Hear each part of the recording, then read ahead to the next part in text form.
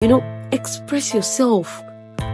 Say what is hurting you. Don't kill the person. I'm a lady, so I would say that the things that I hear from some ladies are scary when it comes. Hey guys, it's your girl Moreni Keji. You're welcome to my channel. On my channel, we talk about marketing, motivations, and a little bit of lifestyle. And guess what? It's a season of love. Yes, this is the Valentine's season where everyone is loving up, cuddling up, and enjoying all kinds and manner of love, even if it's from their friends, even if it's from their husband. But the main kind of love that is being celebrated this time, is that love from a spouse or from a boyfriend or from a girlfriend, even though it's not meant to be, right? But I'm shooting this video for those that have wanted me. I know so many people want me to have this channel, so many opinions on me running this channel, all about talking about marriage, love, friendships, because I have a lot of friends, and to the glory of God, my marriage is going on great. And so I know so many people want me to shoot a video on that kind, or, to shoot content in that line, which is not really my calling, because I'm not a counselor. I'm just trying to also, move through life gently. But I just decided this year, this Valentine, never say never, we're going to be shooting a video on love, and that's what we're going to be doing. So I'm just going to be answering some of the common questions about love, dating, marriage, families, handling family issues, friendship, and all.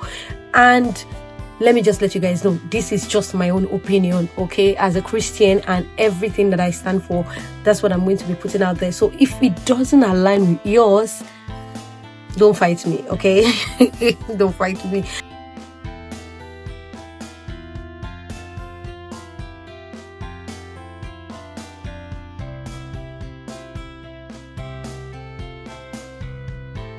How do you know this person is not going to hurt you? How do you know if this person is a truthful person? How do you know? All manner of how do you know, okay? And my response to that would be, there is no the one until the commitment.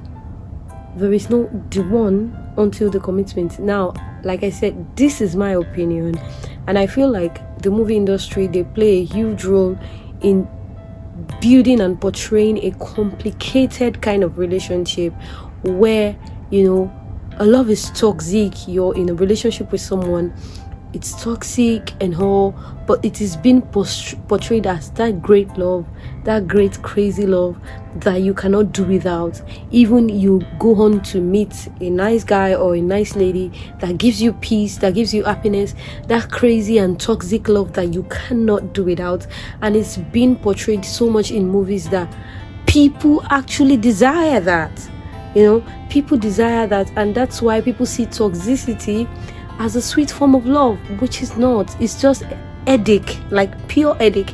So from my own view, I think that there is no the one. There is no one particular person that is being made for you. Yes, you will meet the person, but if there is something that is still not right with that person, you're still going to find another person that will click your box. In my own opinion, I don't believe that there is just this one person. Like, if we say there is just this one person, what if that snatches the person away? Does it mean you're going to live alone for the rest of your life? What if, there's an unfortunate incident, or if that person is the one for you and you're not the one for the person? Are you going to stay single for the rest of your life? This has caused a lot of complications here and there. People will say, even if I marry 5 husbands, there's this lady, this man that, that it remains my first love. Or even if I have 10 girls, there is this lady that remains my first love. No matter what, I'll keep going back, and this love cannot break free, So I believe it's just something that has been portrayed so much and we've believed it. But I think, how would you know that this person is actually the person that is good for you? Then you must know what you're looking for. Yeah, you must know what you're looking for. But all in all, God still knows the best. So for me, it was prayer. That's how I knew.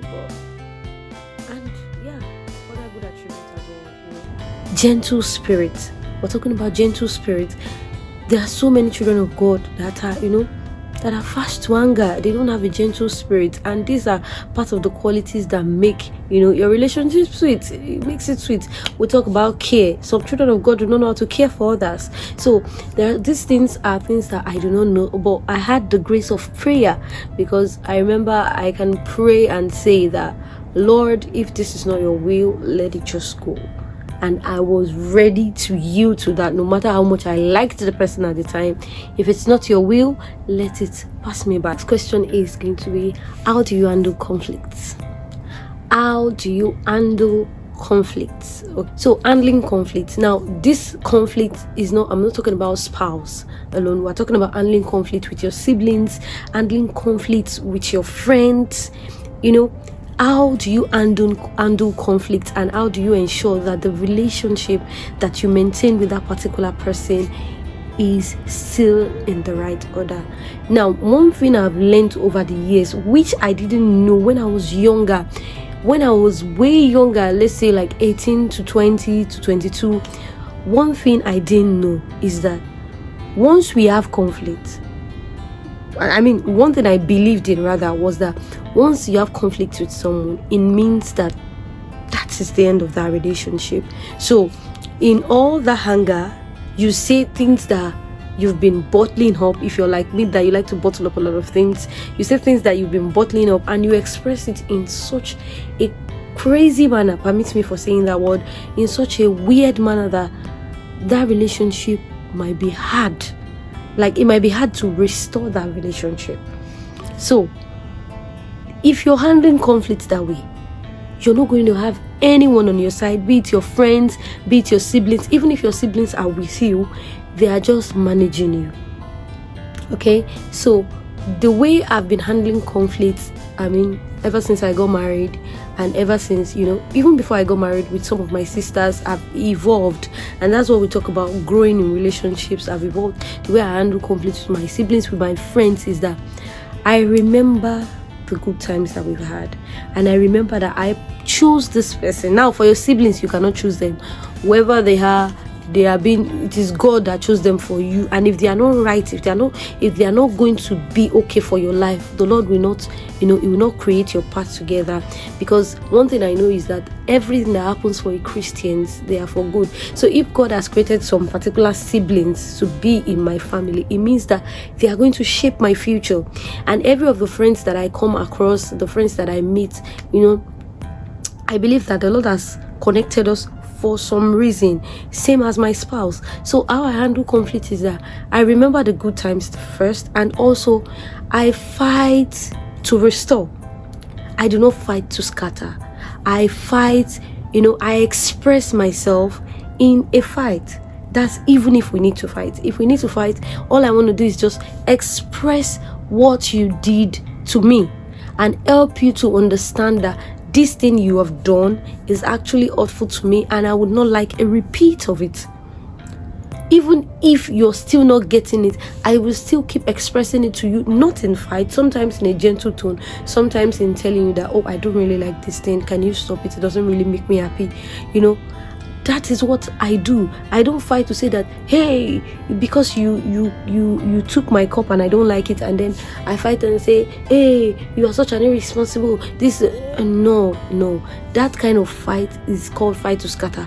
You fight to restore that relationship. You fight to make yourself stronger, because actually when you have conflict, you're meant to learn what is your dislikes.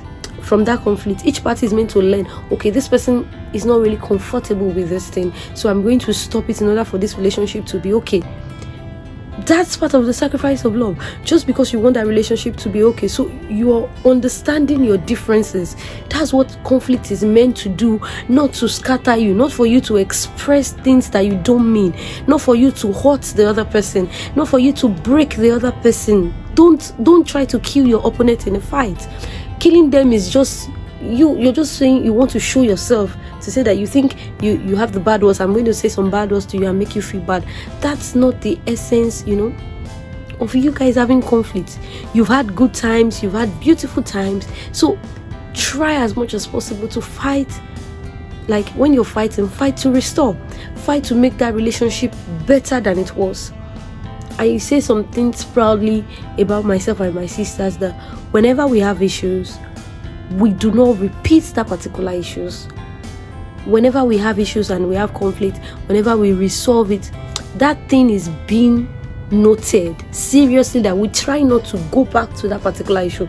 We live to fight another day, fight about other things, but not that particular issue that we just settled. So you fight to restore, you fight to make the relationship better. You do not handle conflict in such a rash manner. If you know that you cannot control yourself at that point that you're angry, just walk away. Express yourself. Say what is hurting you. Don't kill the person. Oh, this is what you've done. I don't really like it. I'll appreciate if you don't do it again. Even if you're saying it in a loud tone, sometimes the emotion gets the best of us and you say, oh, I don't like this. Yes, but make sure you're saying what the person has done. Don't kill your opponent in a fight. You're fighting to restore. You're not fighting to scatter. That relationship is beautiful, and every good relationship will definitely have conflict at some point. But remember, you're fighting to restore. Okay, now we go to the third question, which is handling, in-laws and families and, friends. And to be honest, the amount of things that I hear, I'm a lady, so I will say that the things that I hear from some ladies are scary when it comes to in-laws. And I'm not even going to hide it, because I hear a lot of things. We have discussions. You see that in the midst of some people, you're just trying to discuss, and you hear some amazing things coming out from their mouth, amazing in a weird way. But sometimes they are not to blame also. When you see how the in-laws treat them, I read a lot of things on social media as well about how in-laws treat the wives and the husbands, and you hear a lot of things that people talk about when we're talking about in-law. Personally, for me, when we talk about handling in-laws, I want to believe that I'm graced not to have crazy in-laws. But I don't know, whatever anyone's experience might be, and I don't want to invalidate anyone's experience, but I will still remain on the fact that if you decided to love someone, you should love everything about them, even their crazy family, if they are crazy actually. If you have decided to love someone and spend the rest of your life with that person, you should love them. And even if that energy is not being reciprocated, and or if you're giving a good energy and they're returning back the weird energy, that's where you have your partner, where you express yourself and you both maintain boundaries. Okay, you both create boundaries, and then you set some boundaries where you feel like, for example, if the wife is being disrespected, you can express it to your husband in the most gentle manner. If he doesn't listen, he has some guardians that you can talk to, that this thing is hurting me and it's happening from my husband's family. Can you talk to my husband and help us to set some boundaries so that this thing does not keep happening to me and I don't blow up? That's from the ladies' side. Even if from the men's side, the same. So I want to say that this idea of loving a person and hating their family is not something that I support. I really is not. To be honest, it's weird that I hear it. I hear it a lot from so many people. But you chose to love that person. You gave your vows, so you're going to be loving everything about the person. Just consider it as being, what if it's my family? Yes, your family wouldn't treat you like that, but what if it is and they treat you like that? You're not going to kill them. That's just the truth. I really do not want to invalidate people's experiences, because this is a very touchy subject, and I know that so many people have weird experiences. I've heard about what mother-in-laws does, what father-in-laws does to wives, to husbands, how they make decisions for the family and all manner of things. But I still believe that it rests within the hands of the couple. If you both know what you want, you love each other dearly. One thing also I like to add is that each individual in that relationship, you know your family. For example, you the husband, you know if your mother is wicked.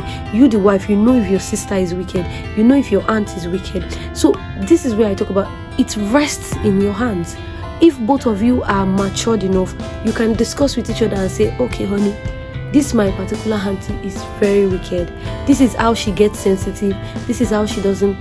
Just please do not joke around this line. Be careful with this person. I'm going to protect you, but I also need you to be careful. So protect one another, like be a shield for one another. And that's where the boundaries and understanding comes in. You know, when you communicate, when you don't say, that's how your family don't like me, I hate you too, your family. It's not like that. I feel your mom reacts to me in the way she doesn't react with others. Can you talk to your mom? Or not even can you talk to your mom? Is there anything we can do about it? Because I don't want to have any resentment against her. And the husband actually knows that his mom is wicked. So the husband will say, yes, so I know my mom is wicked. So this is what you should do if you want to avoid that. You do this, you do that, you do this, you do that. And that's it. So you don't claim to say you love someone and you hate where they're coming from.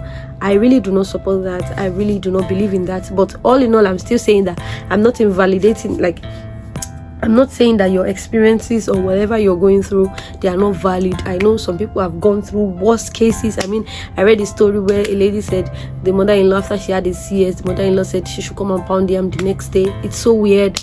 You know, there are so many crazy stories out there. But still, I believe when we apply wisdom and understanding, all these things can be resolved. Okay, so now we go to the next question, which is, how do you make your partner feel loved? This one, whether it's in a relationship or whether it's in a marriage, how do you make your partner feel loved? Really, this is based on an individual approach, like it's based on you and your couple.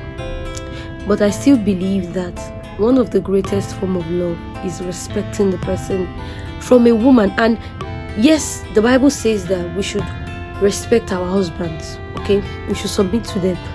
But there's a particular place in the Bible that says, submit yourselves unto one another, which is respect one another. One thing that I think this one is very common for the men. They believe that they need the respect, but the woman doesn't need the respect. So we have cases where outside, a woman cannot dare talk to her husband or correct her husband in some manner just because she is disrespecting him, in quotes.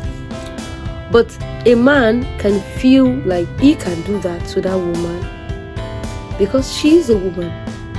And I feel that is absolute nonsense. Respect one another. Personally, for me, I believe that respect is the greatest form of love. This person that you have married, for example, your husband, you look at him with this huge admiration, like you look at him like he has conquered the whole world. You respect him, you give him the accolades. Yes, when we are talking about respect, we are not saying that he's not someone you can play with. It's not someone that you cannot eat at the back or beat on the head. Sometimes when you're in your funny moods, you can do all of that. It's not someone you can call by name. That's not what we're talking about. But we're saying that this huge form of admiration, the way you look up to your mentor, you look at your husband like that. And men, you look at your wives like, or your girlfriends like, this huge prize that you have won. It makes you feel like, oh, this thing is so precious. I can't disrespect this thing. It's like when you've gone to dig for gold and you found a huge one and you're like, oh, this is a precious stone. I can't disrespect it. And a woman, you look at him like, the same way we look at Jesus, oh, our Lord and Savior, my Father and my God. So I believe that that's the best way that you can love your spouse. And doing all of that, when you have that sense of understanding in your head, it helps you to do the right thing. For example, who you look up to, who is your mentor, you believe that they know all. When it comes to submission to a man, you believe that your mentor knows all and you want to follow every step that they follow. So you're calmly listening to them, following them, hearing what they have to say, because you have this understanding that they actually know more. So when you look at your husband like, this guy is so knowledgeable. If I have any issue, I can run to him. I can ask. Now, we're not saying that you are not knowledgeable, but you just put him in this light of the solution. Like, he's the one that can bring the whole solution. You give him that reverence. You look up to him, and it makes him feel respected. That's where, even in your choice of words, you don't talk anyhow. You don't say, you go and sit down, what do you know? It will not come out, because in your heart you already have that huge respect for him. In your heart, you know, your mind is filled with, oh, my husband knows all. You have a situation, let me call my husband. He's going to give a solution to this. And I know some men don't prove themselves worthy, but you know, biblically, this is what the Lord has told us to do. And when it comes to a man, a woman that is so precious, you don't tell a woman that is so precious that you don't even know how to cook. Look at the way you look ugly. You don't do that. She's a precious stone. She's so precious to you. Every time you're looking at her, it's like there's this light shining all over her body. So you can't say bad words. That stone that is precious, you wouldn't want dust to come and be on it. You're cleaning it every second. That's where you're beginning to take care of her. You're making her hair. You're paying for her hair. You're buying her clothes. That's how you care for a precious stone. So I believe that respect is still the greatest form of love. Like, when the respect comes from the heart, from each spouse to one another, you know the right things to do. You just know. Nobody needs to tell you, buy something for your wife. Or just say, when you look at your wife, that this precious lady that everybody is dying to have, but I have in my hands, or more, before somebody will come and take it, let me go and buy her this, let me go and buy her that. Now, we're not saying that buying is, but it's still part of expressing love. And if you feel that your partner is not expressing love to you, just communicate. I remember this is a funny story. I remember when I was just married, and you know, before I got married, sometimes my husband will drop gifts at my door, and I will come back from church, because we had 2 different services, like we're worshiping at different centers, and their service time is different from mine. By the time I'd go to church, by the time I come back, there's a gift at my door. It will just be like, oh, I dropped this for you. And then that was so sweet. I'm like, oh, wow, I dropped this for you before I went to church and all of that. We might not even see, but it will make sure that he drops something for me. And I was so used to that. And then we got married and everything stopped. 9 months down the line, everything just stopped. Then I called him. I said, honey, do you think I don't love gifts anymore? You used to gift me so much when we were dating. What is going on? I've gotten so used to the gifts. And he said, oh, I'm so sorry. I didn't take note of that. And it changed. So express your concern. Don't say, that's how you have another girl. That's why you don't buy me gifts anymore. That's not it. You express your concern. Okay? So I believe this is the last question I'm going to talk about. That how do you maintain your place in the relationship? You know, this is very, very dicey. How do you maintain your space in the relationship? So this is a very dicey question, and it's how do you maintain your place in the relationship? You know, in this world of today, we are all taught to be independent. Now, do not get me wrong, I love the independence and everything that comes with girl power. I love to, you know, but sometimes I want to be taken care of. I want to be taken care of. I want to be pampered like a baby. You guys. Okay, that's aside. How do you maintain your space in the relationship? There are so many times now these days we have women taking the place of men, and we have men taking the place of women in the relationship. Now, when I say this, I'm not talking about women that earn more than their husband. I'm not talking about women that are doing well financially than their husbands. That's not the point at all. There are women that are doing well than their husbands financially, and they are still the wives. And there are women that their husbands are earning more, but they are the husbands. Okay, so taking your own place in a relationship, understanding your own space in the relationship. How do you maintain being a woman? And I know, especially women that are, you know, ambitious. That's why it's been rumored that ambitious women do not really, you know, they don't really enjoy their own. But that's not the case. My mother in the Lord likes to talk about this particular woman, Deborah, in the Bible. She was a judge, and she still had a family, because it was recorded concerning her that she had husband and children. So it means that it's possible. Ambitious women can have good homes, but the problem is when we begin to let the ambitions overrule us and we begin to turn ourselves into men in the relationship. Men have their own space, women have their own space. For example, one of the things that I do not like, I do not consent to, I do not appreciate in any manner, no matter how much you're trying to build with a man, is you taking the place of a man when it comes to providing. I believe in joint finances. I believe in, women earning more, doing a lot of things. It's not a crime. But when you begin to take the responsibility of provision on yourself as a woman, it's not something that I really, it's my own opinion. I believe that men are the provider, and I'm not saying my money, your money, our money. That's not what I'm saying.